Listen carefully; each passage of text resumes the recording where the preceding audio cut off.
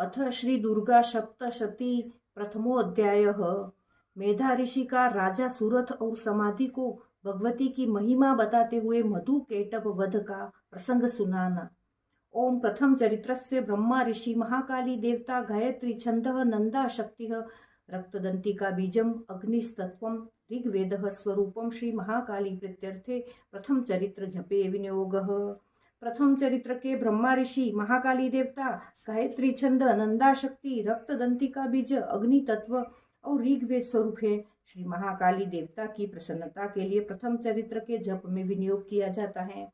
भगवान विष्णु के सो जाने पर मधु और केटभ को मारने के लिए कमल जन्मा ब्रह्मा जी ने जिनका स्तवन किया था, उन महाकाली देवी का मैं सेवन करती हूँ।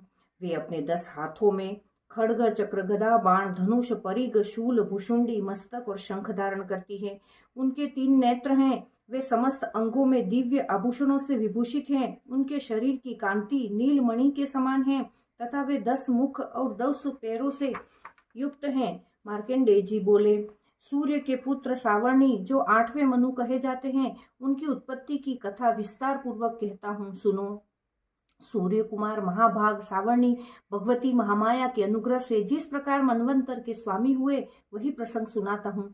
पूर्व काल की बात है। स्वारोचिस मनवंतर में सूरथ नाम के एक राजा थे, जो चैत्र वंश में उत्पन्न हुए थे। उनका समस्त भूमंडल पर अधिकार था। वे प्रजा का अपने औरस पुत्रों की भांति धर्म पूर्वक पालन करते थे।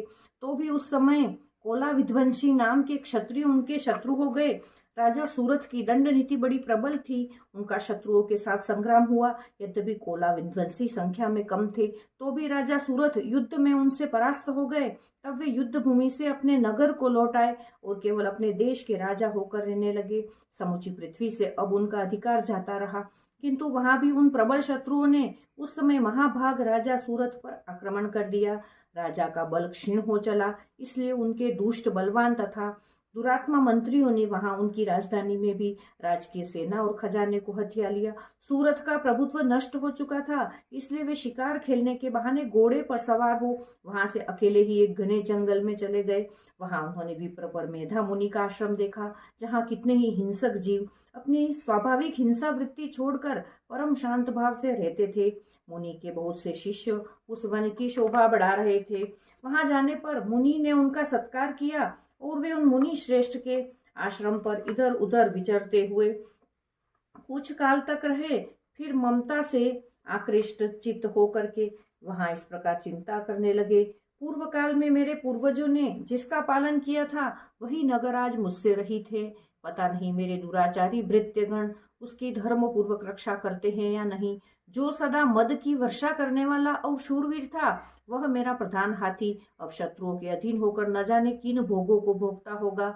जो लोग मेरी कृपा धन और भोजन पाने से सदा मेरे पीछे पीछे चलते थे, वे निश्चय ही अब दूसरे राजाओं का अनुसरण करते होंगे।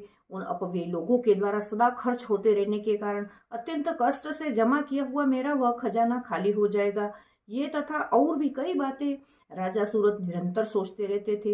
एक दिन उन्होंने वहां विप्रवर मेधा के आश्रम के निकट एक वेश्य को देखा और उससे पूछा, भाई तुम कौन हो? यहाँ तुम्हारे आने का क्या कारण है? तुम क्यों शोकग्रस्त और अनमने से दिखाई देते हो?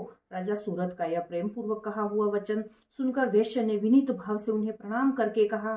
वेश्य बोला, राजन, मैं धनियों के कुल में उत्पन्न एक वेश्य हूँ। मेरा नाम समाधि है। मेरे दुष्ट स्त्री पुरुषों पुत्रों ने धन के लोभ से मुझे घर से बाहर निकाल दिया है। मैं इस समय धन, स्त्री और पुत्रों से वंचित हूँ।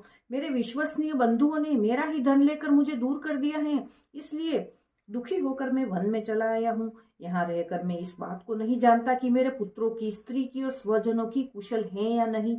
इस समय घर में वे कुशल से रहते हैं अथवा उन्हें कोई कष्ट है। वे मेरे पुत्र कैसे हैं? क्या वे सदाचारी हैं अथवा दुराचारी हो गए हैं? राजा ने पूछा, जिन लोभी स्त्री पुत्र आदि ने धन के कारण तुम्हें घर से निकाल दिया, उनके प्रति तुम्हारे चित्त में इतने स्नेह का बंधन क्यों है? वेश्य बोला, आप मेरे विषय में जैसी बात कहते हैं वह सब ठीक है, किंतु क्या करूं, मेरा मन निष्ठुरता नहीं धारण करता। जिन्होंने धन के लोभ में पड़कर पिता के प्रति स्नेह, पति के प्रति प्रेम तथा आत्मीय जन के प्रति अनुराग को तिलांजलि दे मुझे घर से निकाल दिया है, उन्हीं के प्रति मेरे हृदय में इतना स्नेह है। महामते, गुणहीन बंधुओं के प्रति भी जो मेरा चित्त इस प्रकार प्रेम मग्न हो रहा है, यह क्या है, इस बात को मैं जानकर भी नहीं जान पाता। उनके लिए मैं लंबी सांसें ले रहा हूँ और मेरा हृदय अत्यंत दुखित हो रहा है। उन लोगों में प्रेम का सर्वथा अभाव है, तो भी उनके प्रति जो मेरा मन निष्ठुर नहीं हो पाता, इसके लिए क्या करूं। मार्कंडेय जी कहते हैं, ब्राह्मण तदंतर राजाओं में श्रेष्ठ सूरथ और वह समाधि नामक वैश्य दोनों साथ साथ मेधा मुनि की सेवा में उपस्थित हुए और उनके साथ यथा योग्य न्यायानुकूल विनय पूर्ण बर्ताव करके बैठे। तत्पश्चात वैश्य और राजा ने कुछ वार्तालाप आरंभ किया। राजा ने कहा, भगवान, मैं आपसे एक बात पूछता हूँ, उसे बताइए। मेरा चित्त अपने अधीन न होने के कारण वह बात मेरे मन को बहुत दुख देती है। जो राज्य मेरे हाथ से चला गया है, उसमें और उसके संपूर्ण अंगों में मेरी ममता बनी हुई है। मुनि श्रेष्ठ, ये जानते हुए भी कि वह मेरा नहीं है, अज्ञानी की भांति मुझे उसके लिए दुख होता है।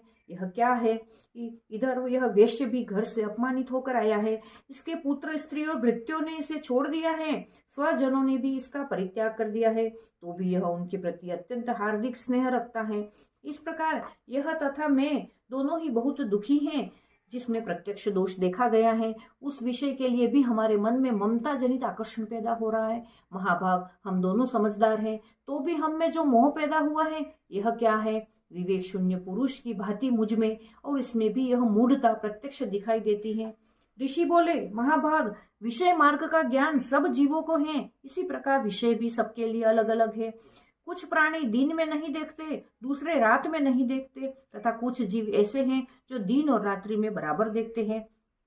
यह ठीक है कि मनुष्य समझदार होते हैं, किंतु केवल वे ही ऐसे नहीं होते। पशु, पक्षी और मृग आदि सभी प्राणी समझदार होते हैं।